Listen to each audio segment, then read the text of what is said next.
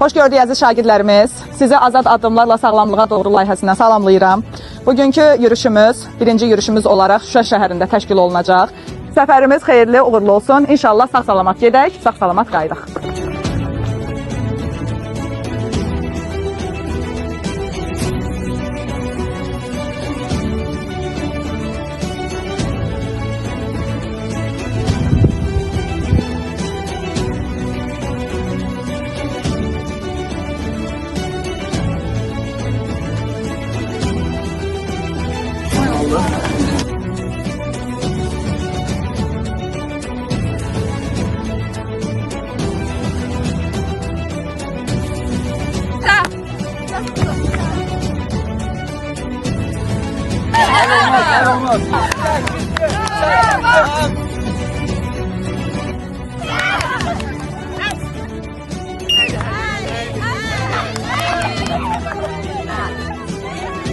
Da varsa bu tərəfindən düşəcək.